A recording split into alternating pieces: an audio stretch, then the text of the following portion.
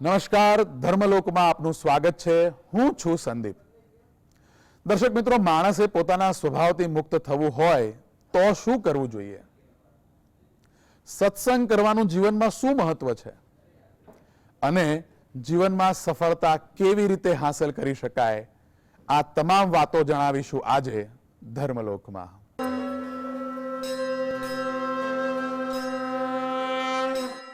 આજે આ અંગે વાત કરવા માટે આપણી સાથે જોડાઈ ગયા છે કુમકુમ સ્વામિનારાયણ મંદિર મણિનગરથી સાધુ પ્રેમવત્સલદાસજી. જય સ્વામિનારાયણ સ્વામીજી. જય સ્વામિનારાયણ. સ્વામીજી, સ્વાગત છે આપનું ધર્મલોકમાં. સ્વામીજી, માણસે પોતાના સ્વભાવથી મુક્ત થવું હોય તો શું કરવું જોઈએ?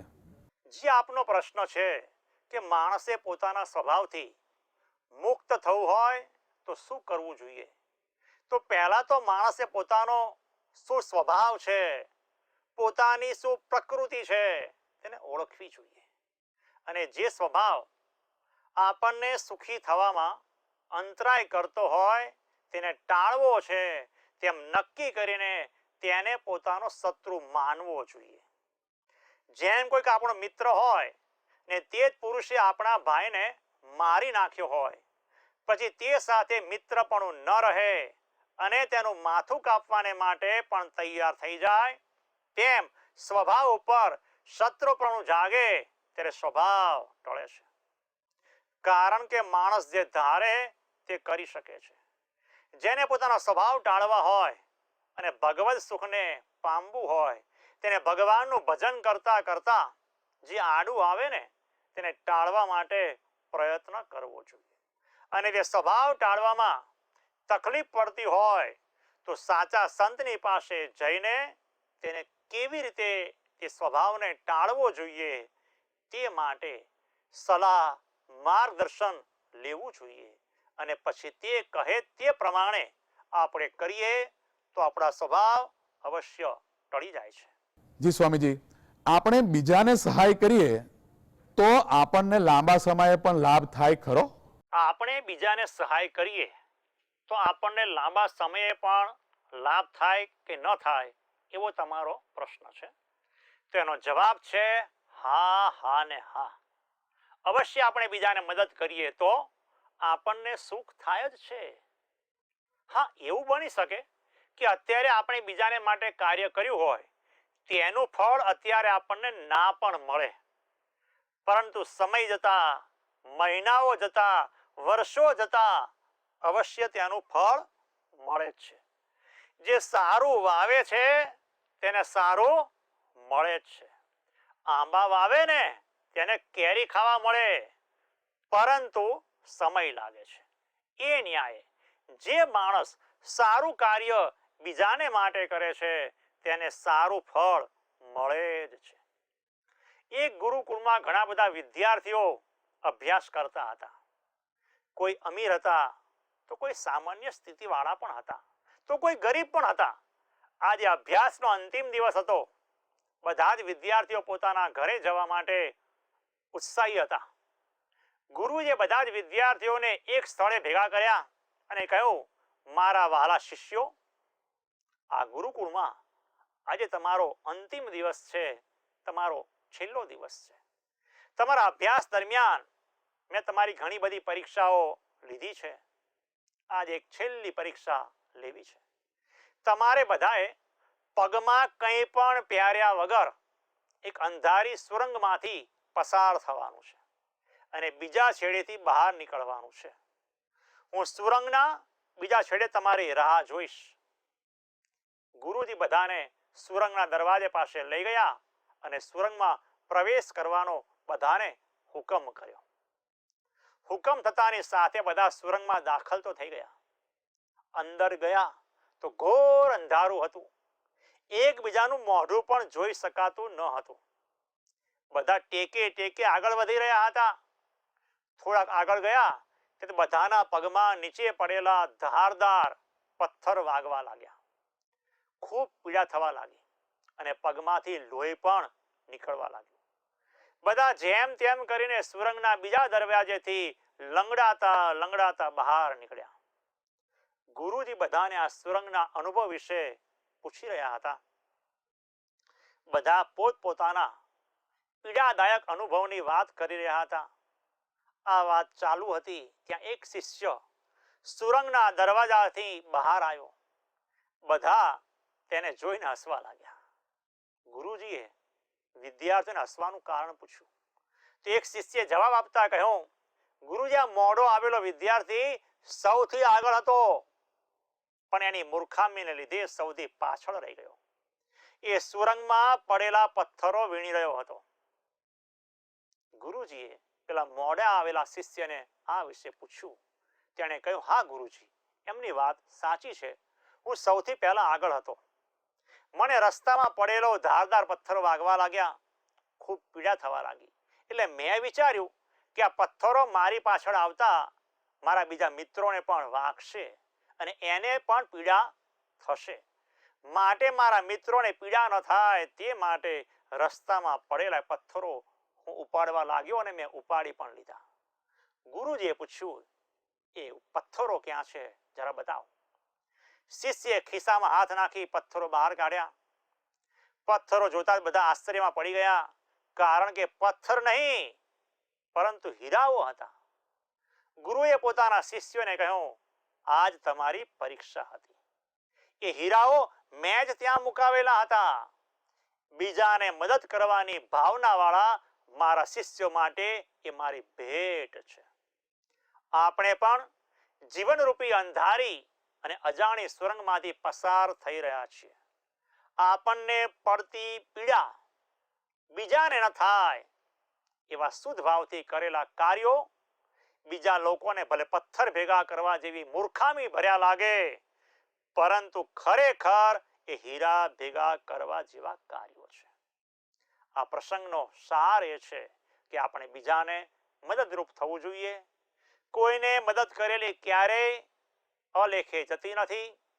તેથી જ અમારા કુમકુમ મંદિરના સંસ્થાપક સાધુતાની મૂર્તિ સદગુરુ શાસ્ત્રી શ્રી આનંદદાસજી સ્વામી એક પંક્તિ કહેતા, તન પવિત્ર સેવા કિએ, ધન પવિત્ર દિએ દાન, મન પવિત્ર હરિભજન સે ઈસ્મિત હો કલ્યાણ. આપણા શરીર વડે બીજાની સેવા કરવાથી આપણું શરીર પવિત્ર બને છે. આપણું ધન બીજાને માટે વાપરીને દાન કરીએ તો ધન પવિત્ર બને છે. અને આપણે ભગવાનનું ભજન કરીએ તો આપણું મન પવિત્ર બને છે.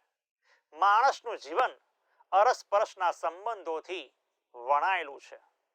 મનુષ્ય માત્રને કોઈ પણ વખતે, કોઈ પણ બાબતે, કોઈ પણ સમસ્યાનો સામનો કરવો પડતો હોય છે.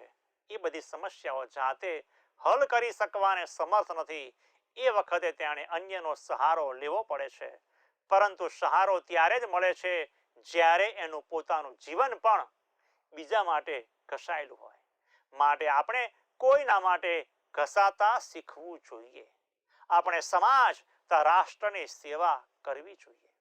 શ્રી સ્વામિનારાયણ ભગવાને પણ સર્વ જીવ હિતાવ શિક્ષાપત્રીના 139મા શ્લોકમાં સેવા ઉપર ભાર મૂકતા કહ્યું છે, ગ્રસ્ત હોય તેમણે માતા પિતા અને ગુરુ તથા રોગાતુર એવા જે મનુષ્ય હોય તેમની જે સેવા તે જીવન પર્યંત પોતાના સામર્થ્ય પ્રમાણે કરવી. આમ સેવાને સુખી સંસારની જડીબુટ્ટી ગણવામાં આવે છે. તેથી આપણે સૌ કોઈએ થોડી તકલીફ વેઠીને પણ બીજાને મદદ કરવી જોઈએ. સ્વામીજી, આપણે બધા જ વાત કરીએ છીએ કે આપણે સત્સંગ કરવો જોઈએ, સત્સંગ કરવો જોઈએ. તો આ સત્સંગ કરવાનું મહાત્મ્ય શું છે? તમારો સરસ પ્રશ્ન છે કે સત્સંગ કરવાથી શું લાભ થાય છે, એટલે કે સત્સંગ કરવાનું શું મહાત્મ્ય છે. તો શ્રી કૃષ્ણ ભગવાને ઉદ્ધવ પ્રત્યે એકાદશ સ્કંદમાં કહ્યું છે કે અષ્ટાંગ યોગ તથા સાંખ્ય વિચાર તથા શાસ્ત્ર પઠન, તપ, ત્યાગ, યજ્ઞ ને વ્રતાદિકે કરીને હું તેવો વશ થતો નથી જેવો સત્સંગે કરીને વશ થાઉં છું. ભગવાનને પ્રસન્ન કરવાને માટે સત્સંગ સર્વ સાધન કરતા અધિક છે. પણ સત્સંગ કહેવાય કોને? તો સત્સંગની સરળ વ્યાખ્યા શ્રી સંકલ્પ મૂર્તિ શ્રી જીવનપ્રાણ બાપાશ્રીએ વચનામૃત ગ્રંથ તેના મધ્ય પ્રકરણના 54મા વચનામૃતની ટીકામાં કરી છે. સત્યવાદ ભગવાન સત્ય એવા જે સંત, સત્ય એવો જે ધર્મ, આ ત્રણેયનું જેમાં વર્ણન હોય એવું જે શાસ્ત્ર, આ ચારનો સંગ કરવો તેનું નામ સત્સંગ કર્યો કહેવાય. આ સત્સંગનો મહિમા ગાતા તુલસીદાસજીએ પણ કહ્યું છે કે 24 મિનિટની એક ઘડી, આધી ઘડી એટલે 12 મિનિટ, આધીમાં પૂની આધ એટલે 6 મિનિટ પણ જો સતા સંતની સોબત કરવામાં આવે તો જન્મો જન્માંતરના અપરાધ બળીને ભસ્મ થઈ જાય છે અને શાશ્વત શાંતિ પ્રાપ્ત થાય છે. સદગુરુ શાસ્ત્રી શ્રી આનંદપ્રિય દાદી જે કુમકુમ મંદિરના સંસ્થાપક હતા, તેમના પ્રવચનમાં પણ ઘણી વખત કહેતા કે કરીએ નિત્ય સત્સંગ તો બાધા સકલ મિટ જાય. કરીએ નિત્ય સત્સંગ તો બાધા સકલ મિટ જાય. ऐसा अवसर ना मिले दुर्लभ नर तन पाए. સર્વ જીવ હિતાવહ શિક્ષાપત્રીના શ્લોક 114 માં કહ્યું છે ભગવાન સ્વામિનારાયણે કે વિદ્યાધિક ગુણવાળા જે પુરુષ, તેમના ગુણવાનપણાનું એ જ પરમ ફળ જાણવું. કયું? તો ભગવાનની ભક્તિ કરવી અને સત્સંગ કરવો. એમ ભક્તિ અને સત્સંગ એ બે વિના તો વિદ્વાન હોય તો પણ તે અધોગતિને પામે છે. જેમાં આપણી પાસે કોઈ વાહન હોય અને તેમાં કચરો ભરાય અને રસ્તામાં અટકી પડાય ત્યારે તેને સર્વિસ સ્ટેશને લઈ જવું પડે અને ત્યાં સર્વિસ કરાવવી પડે છે. તેવી રીતે સત્સંગ એ હૃદયનું સર્વિસ સ્ટેશન છે. જ્યાં સત્સંગ થતો હોય ત્યાં જઈને આપણે બેસીએ તો આપણું હૃદય નિર્મળ થાય અને હૃદયમાં ભગવાનનો આવિર્ભાવ થાય છે. સત્સંગ કરવાથી જ આપણને આપણી ભૂલોનું દર્શન થાય છે. પહેલા આપણને આપણી ભૂલો દેખાશે તો આપણે તેને ટાળવા માટે પ્રયત્ન કરીશું ને, પરંતુ ભૂલો જ ખબર નહીં પડે તો આપણે ટાળીશું કેવી રીતે?